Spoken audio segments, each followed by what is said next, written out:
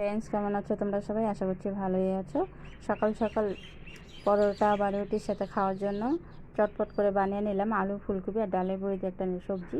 তো এখানে দেখো, প্রথমেই ফুলকপিগুলোকে আমি গরম জলের মধ্যে সেদ্ধ করে নিয়েছি। সেদ্ধ বলতে আধা সেদ্ধ করা, এটা হালকা লবণ দিয়ে সেদ্ধ করে নিয়েছি। এখন ফুলকপিগুলো ছোটো ছোটো টুকরো করে কেটে নিয়েছি, একইভাবে আলুও কেটে নিয়েছি। আর এখানে কড়াতে আমি তেল গরম করতে বসিয়ে দিয়েছিলাম, দিয়ে দিলাম গোটা জিরে। আর এখন দিয়ে দিচ্ছি কেটে রাখা আলুগুলো। এখানে কিন্তু তেলটা অনেকটা পরিমাণে দেখা যাচ্ছে, কিন্তু এই তেলটা থাকবে না, অনেকটাই কমে যাবে। তা আলুগুলো ভাজার জন্য আমি একটু দিয়ে দিচ্ছি হলুদ। হলুদ দিয়ে আলুগুলো সুন্দর লাল করে ভেজে নিচ্ছি।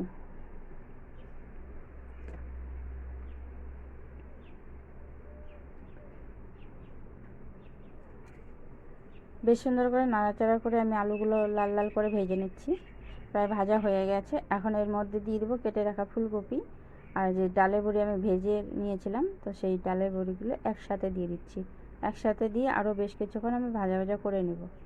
তো ডালের বড়িটা যেহেতু আমার আগে থেকে ভাজা ছিল, তবুও শুকনো খোলায় ভেজেছি, তাই আবার তেলের সাথে একটু দিয়ে দিলাম।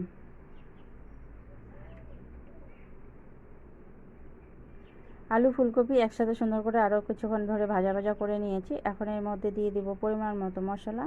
তো মশলার মধ্যে আমি আদা, জিরে, ধনিয়া, কাঁচা লঙ্কা এসব পেস্ট করে নিয়েছি। তার আগে দিয়ে দিলাম অল্প পরিমাণে লবণ।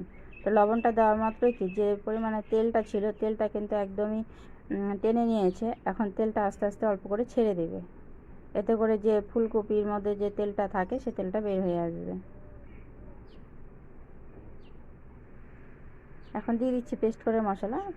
তো মশলাটা একটু বেশি পরিমাণেই দিয়েছি আমি। এর মধ্যে টমেটো পেস্ট আছে, ঝাল টাল কম আছে একটু। মশলাটা দিয়ে দিলাম অল্প পরিমাণে জল। জল দিয়ে এখন পরিমাণ মতো হলুদ দিয়ে দেবো এর মধ্যে।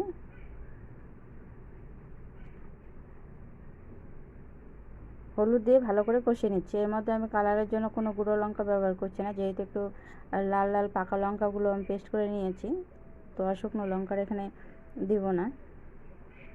এখন দিয়ে দিচ্ছি আমি এর মধ্যে পরিমাণ মতো জল। জল দিয়ে ঢাকা দিয়ে রেখে দেবো কিছুক্ষণের জন্য।